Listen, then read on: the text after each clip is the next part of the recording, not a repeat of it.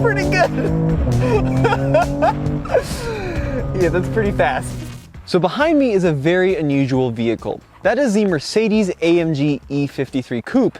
And what's so unusual about it is it's kind of a last of a dying breed. You see, back in the 1960s and 70s, Mercedes was known for these big, elegant two-door coupes that would get you from point A to point B in luxury and style. But, well, we're not in the 70s anymore, and the age of the personal luxury coupe, as they were called, is long gone, except for the E-Class Coupe. And this is a really beautiful car that does a lot really well. Let's start out with the design. Now, I personally think the back end is by far the best part of the car. I like the taillights that wrap around from the fender here onto the trunk. This one, you notice, is the E53. And that means it's an AMG model, a performance version. And you can tell that because it's got not one, not two, but 4 exhausts. Now, the rest of the vehicle is not necessarily as kind of sporty and aggressive as you'd consider an AMG. It's actually pretty elegant. In terms of the wheel option, I personally hate these wheels. They're a 5-spoke AMG wheel, and they just look like a starfish. When I see these wheels, I think of like Patrick Starr. Whee!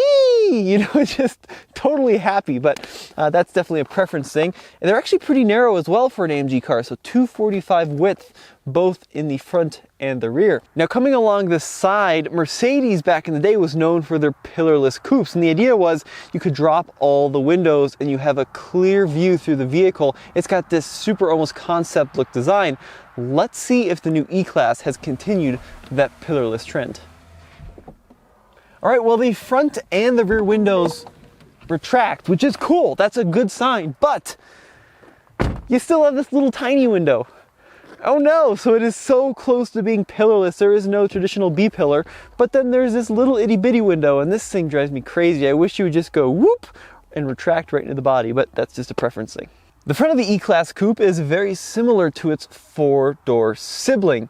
It really isn't all that different, and that's pretty traditional of the old E-Class coupes of the past as well, but it's a pretty good looking car. I do like the headlights with the integrated daytime running light, a monster Mercedes logo on the front of this thing, and a little tiny one on the hood. Now, one of the coolest parts of this car is probably one of the most unusual, and that is the engine. Let me pop the hood and show you what it's working with, because the straight six is back, baby, for the new E-Class. Now, back in the day, Mercedes was known for their long, elegant straight sixes, and then those were replaced in favor of the more traditional V6, but that always kind of lost some of the charm. That lost some of the soul, but take a look. The straight six is back in a big way. Now, this is a 3-liter straight six. It's related to the little 4-cylinder, but it's, well, it's pretty special because technology-wise, it is a hybrid. Technically a mild hybrid, but still a hybrid, so it's got a integrated motor generator unit that provides a nice little EQ boost to the wheels as you give it the beans. It's also got a 0.9 kilowatt hour battery in the vehicle. So it's a hybrid, it's turbocharged, a twin scroll turbo, and the most interesting thing is the auxiliary compressor. Yeah, that's right. It has an electric supercharger that spins at up to 70,000 revolutions per minute. So you have hybridization, turbocharging, and electric supercharging, and all that combined in the AMG version of the straight six means that you've got 429 horsepower and 384 pound-feet of torque. If you want a slower version, you can get the standard E450 coupe that's got 369 horsepower. And if you want the top dog, you're gonna have to get the big old twin turbo V8 that's like over 600 horsepower, which is a lot. It's a lot of power. All right, so here we go on the open road in the E53. Let's try a little bit of a launch here on this completely deserted road. So I'm going to go into Sport Plus here, traction control in sport mode. Let's brake torque it, get that turbo spooling. Whoa, that's pretty good. Yeah, that's pretty fast. Genuinely, that throws you back in your seat a lot more than I was expecting, and you get kind of that tunnel vision as you accelerate down the road. So probably the best part of the E53 is the interior, which is just beautiful, really high quality, a lot of design, and a tremendous amount of tech. Now let's talk about some of the materials. Here in the center, a lot of piano black plastic, not my ultimate favorite thing. It's hard to keep clean, but it does look nice when it is brand new. Above that, carbon fiber finish, because of course it has to be carbon fiber being the AMG, and then beautiful leather up here on the dashboard. It is also stitched in contrasting red stitching. This is red and classic black Napa leather, in case you're wondering. Now the air vents, really neat, very reminiscent of old Mercedes. You do have to be a little careful with your OCD though, because you can really just, oh my goodness, that is just driving me bonkers. So keep them nice and straight there. It deserves it. It's a classy car. So there are no physical gauges inside the Mercedes. You also have a screen here for your cluster, and it's very configurable. So right now I've got speedometer and speed, but actually using these touch sensitive controls on the steering wheel, I can actually adjust that. So I can go into like a sport display, or even make the gauges pretty much disappear altogether.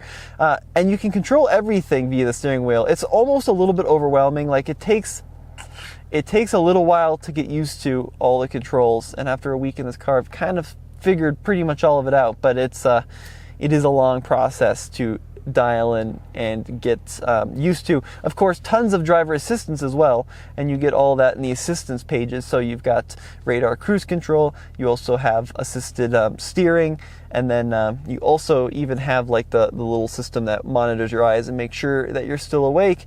And on the right side here, look at this, like this right now it's set up as attack, but I can go to tire pressures and boosts, and I can go into drive modes and down into G's and consumption pages, and even navigation. So it's pretty cool. It's very advanced. Now the steering wheel in the Mercedes-AMG is very unique, and it's something I haven't seen in other Mercedes products, but you've got these twin wings, these two little wings that actually make up the spokes of the steering wheel. Typically it's just a single unit with the buttons, but there's actually, I don't know if you can see that, but there's space in between them, almost Art Deco, and these control everything in the car, literally everything. So this little itty bitty controller will take charge of the main screen. This one will take charge of the gauges. This is for all your driver assistance. You've got volume, telephone, and down here you even have drive modes. So I could dial in Sport Plus just by turning this knob. To the left I can change the well, pretty much everything I want. Traction control, the exhaust, it's got exhaust cutouts so you can make it louder and softer, all by just moving and adjusting these little dials.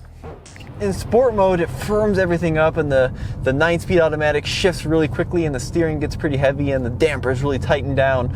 And then in Sport Plus mode, that's kind of the ultimate version of that. So, all right, let's give it one more launch. Back on the flat road, brake torquing it. Oh! Yeah, it really does put a big smile on your face, but that is not really the whole story with the E53, because if I use this little dial and go back into comfort mode, it becomes a whole different car, and it really settles down and becomes super compliant and quiet. So the exhaust quiets up, the suspension gets nice and light, the steering is easy, and this is kind of where this car is happiest. I mean, you can hustle it around turns, but it's more of a cruiser. So this car does have an overload of cameras, and they're a little bit unusual. First of all, the reverse camera. When you engage it, it pops out from underneath the Mercedes emblem. That is a pretty cool thing, although not really all that uncommon, because Volkswagen does it as well.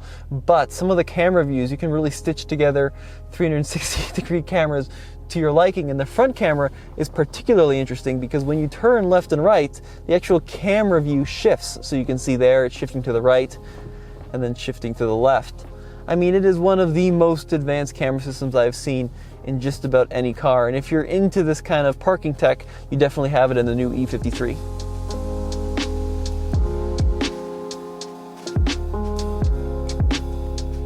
Mercedes has definitely incorporated a bunch of quality touches on the interior and exterior of the car.